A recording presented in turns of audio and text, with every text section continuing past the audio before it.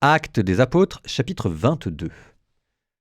En ces jours-là, Paul avait été arrêté à Jérusalem. Le lendemain, le commandant voulut savoir avec certitude de quoi les Juifs l'accusaient. Ils lui firent enlever ses liens. Puis il convoqua les grands prêtres et tout le conseil suprême, et il fit descendre Paul pour l'amener devant eux. Sachant que le conseil suprême se répartissait entre sadducéens et pharisiens, Paul s'écria devant eux, « Frères, moi, je suis pharisien, fils de pharisien. Et c'est à cause de notre espérance, la résurrection des morts, que je passe en jugement. » À peine avait-il dit cela qu'il y eut un affrontement entre pharisiens et sadducéens, et l'assemblée se divisa. En effet, les sadducéens disent qu'il n'y a pas de résurrection, pas plus que d'anges ni d'esprits, tandis que les pharisiens professent tout cela. Il se fit alors un grand vacarme. Quelques scribes du côté des pharisiens se levèrent et protestèrent vigoureusement. « Nous ne trouvons rien de mal chez cet homme. Et si c'était un esprit qui lui avait parlé, ou un ange ?» L'affrontement devint très violent. Et le commandement craignit que Paul ne se fasse écharper. Il ordonna à la troupe de descendre pour l'arracher à la mêlée et le ramener dans la forteresse. La nuit suivante, le Seigneur vint auprès de Paul et lui dit « Courage ! Le témoignage que tu m'as rendu à Jérusalem, il faut que tu le rendes aussi à Rome. »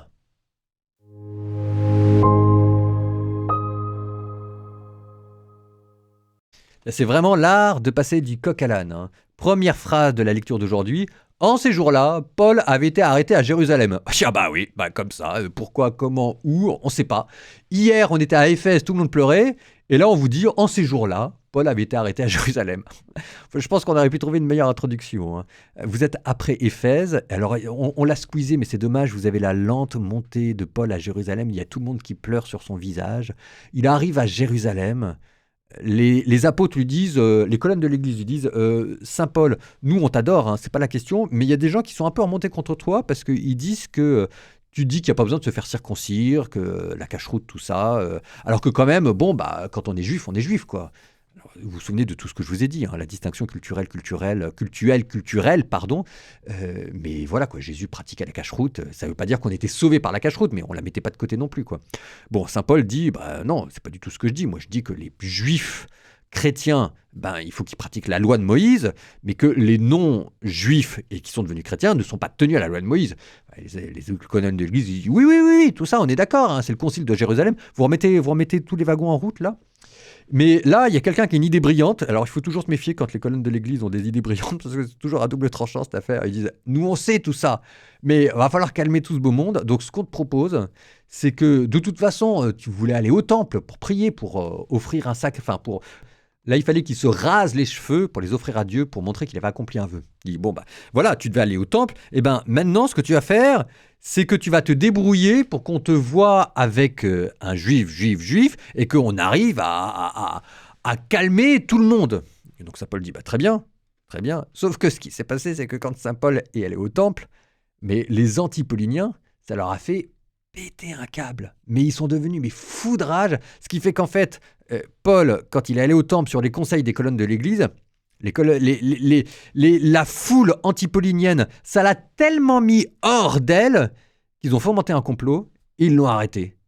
Et Saint Paul en mourra. Et donc là, vous êtes là. En ces jours-là, Paul avait été arrêté à Jérusalem. Alors Paul a plus d'un tour dans son sac.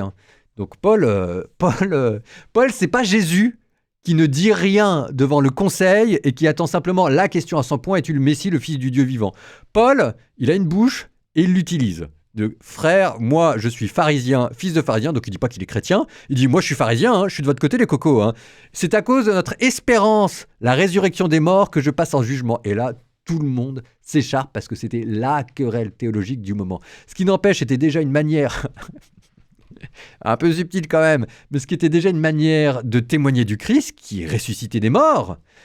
Mais simplement, là, il y avait un petit côté zizanie, semeur de discorde, qui permet à Paul d'échapper à un premier jugement. Et là, la dernière phrase, vous avez le Seigneur, donc c'est Jésus.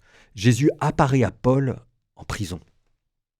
La nuit suivante, le Seigneur Jésus vint auprès de Paul et lui dit, c'est quand même assez extraordinaire, parce que là, si vous regardez bien, c'est la première fois que Jésus apparaît à un apôtre. Alors, la deuxième fois, parce que la première fois, c'était saint Paul quand il était retombé de cheval. Mais d'habitude, c'est des anges qui sont venus visiter Pierre quand il était en prison. Bah, ici, c'est Jésus. Donc, ça vous montre l'importance de ce qui va être dit. Courage, le témoignage que tu m'as rendu à Jérusalem, il faut que tu le rendes aussi à Rome. Alors, là, il y a plein de choses à dire. On va pas spoiler, hein, c'est pour la suite.